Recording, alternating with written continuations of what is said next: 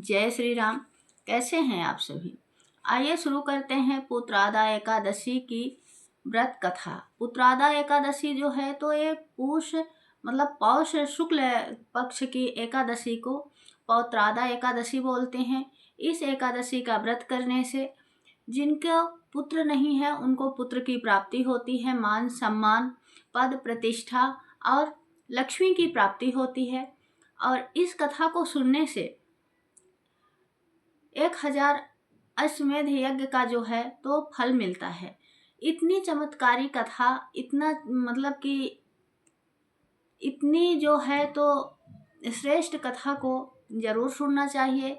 जिनके पास टाइम है वो बुक से पढ़ें और अपने घर में पाठ ज़रूर करें। जिनके पास टाइम नहीं है वो आजकल तो इंटरनेट का ज़माना है तो इंटरनेट से सुने, पर घर में अगर आप एकादशी का व्रत कर रहे हैं तो कथा ज़रूर सुनिए। जय श्री राम। चलिए शुरू करते हैं कथा। मैं आपकी होस्ट और दोस्त आशा द्विवेदी ये एकादशी व्रत की कथा जो है तो आपको सुना रही हूँ। पांडुनंदन ने विनयपूर्वक हाथ जोड़कर श्री कृष्ण जी से प्रश्न किया, भगवान अब आप कृपा कर पौष शुक्ल एकादशी के महापुण्य का वर्णन कीजिए। उसका क्या नाम और क्या विधान है तथा उस दिन किस देवता की पूजा की जाती है और उसका क्या फल होता है। श्री कृष्ण जी बोले, राजन, इस एकादशी का नाम पुत्रादा एकादशी है। यह समस्त मनोरथों को पूर्ण करने वाली एवं समस्त सिद्धियों को देने वाली है। इसके अधिपति स्वयं नारायण है।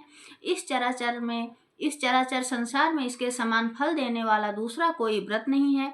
इसके प्रसाद से मनुष्य पुत्रवान, विद्यावान, कीर्तिवान, लक्ष्मीवान और यशस्वी होता है। अब मैं तुमसे उत्तम और पापों को हरने वाली कथा कहता हूँ, ध्यान पूर्वक सुनिए। पूर्व काल में एक राजा अपनी स्त्री शैव्या सहित पुत्र न होने के कारण अत्यंत ही दुखी था। उसके पिता गर्म अश्रुओं से सिंचित किंचित पिंडोदक का पान करते थे। वे सदैव इसी शोक से संतप्त रहा करते थे कि इसके आगे हमें कौन पिंडदान देगा। इधर राजा को पुत्रयक्ष की तरफ से दिनों दिन निराशा ही दिखती थी। उसका हर प्रकार का संताप एक प्रकार से ठीक ही था, क्योंकि बिना पुत्र के सचमुच ही मनुष्य का जन्म निरर्थक है। जिसके पुत्र नहीं उसके कुछ भी नहीं, क्योंकि बिना पुत्र के देवता, पितर और मनुष्य किसी का भी ऋण परिशोधन नहीं होता। अस्तु मनुष्य को पुत्र प्राप्त करने की युक्तियों से सदैव ही लगा रहना चाहिए, क्योंकि संसार में वही भाग्यवान, गुणवान और कीर्तिवान है जिसका घर पुत्र रत्न से परिपूर्ण है। वे ही नर श्रेष्ठ, आरोग्य, संपत्ति और कीर्ति के अधिकारी होते हैं।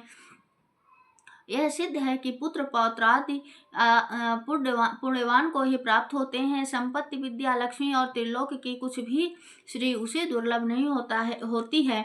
इस प्रकार दिन रात की चिंताओं से त्रास्त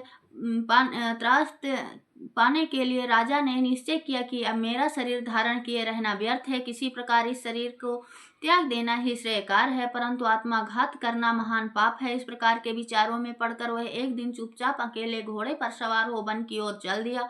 इस प्रकार वह वन में पहुंच नभ में उड़ते हुए पक्षी एवं चराचर चारों ओर लगे सुंदर वृक्षों के प्राकृतिक सौंदर्य का अवलोकन करने लगा। वहां पर कहीं तो अपने अपने निवास स्थान से निकलकर मृग झुंड के झुंड इधर उधर चौकड़ियां भर रहे थे। कहीं व्याघ्र, बारह, सिंह, बानर, नीलगाय, शशाक, सर्प और जंगली हाथी अपनी हथनियों के साथ कीड़ा कर रहे थे। किसी तरह श्रृंगालों की ध्वनि थी तो किसी ओर से उल्लुओं के कर्कश नाद सुनाई पड़ते थे। इस प्रकार वन की शोभा देखता और वन पशुओं के शब्द को सुनता राजा वन में घूमने लगा। घूमते घूमते उसे दोपहर हो गई। उसे भूख और वियोग ने सताया, परंतु वह आगे बढ़ता गया। आगे चलकर उसने देखा एक अत्यंत सुंदर सरोवर है, जिसके किनारे अत्यंत सुंदर, मनोहर और दिव्य रूप में नाना प्रकार के पक्षी, सरस, हंस, मोर, चकोर चारों ओर घूम रहे हैं और बहुत से ऋषि मुनि वहां पूजन और ध्यान में मग्न हैं। वहां प्रवेश करते ही राजा के दक्षिण नेत्र और बाहु फड़कने लगे। मन में एक प्रकार का उल्लास सा प्रतीत हुआ। राजा ने घोड़े से उतर के घोड़े को एक वृक्ष के सहारे बांध दिया और ऋषि मुनियों के पास जाकर उनको अलग अलग प्रदक्षिणा और प्रणाम इत्यादि किया। राजा का सुंदर वेश और सुंदर स्वभाव देखकर एक ऋषि ने कहा, क्या इच्छा है?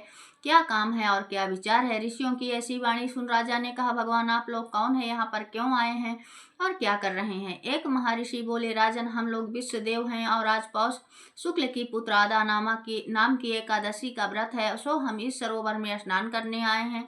हमने अपना संपूर्ण हाल बतला दिया, अब आप कहिए। राजा बोला, भगवान मैं भी निसंतान और अभागा मनुष्य हूँ, पुत्र की इच्छा रखता हूँ।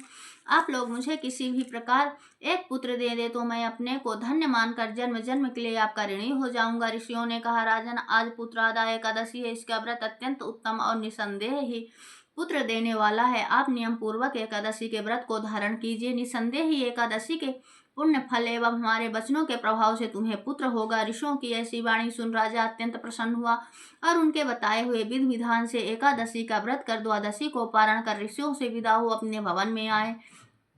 परमात्मा के अनुग्रह एवं एकादशी के पुण्य और प्रताप से ऋषियों के आशीर्वाद से राजा की रानी ने गर्भ धारण किया और यथा समय सुंदर स्वरूपवान तेजवान और भाग्यवान पुत्र उत्पन्न किया। राजपुत्र अत्यंत शीघ्रता पूर्वक बढ़ने लगा, शीघ्र ही बड़े हो पितृ सेवा तथा अपनी प्रजा की सेवा करने लगा।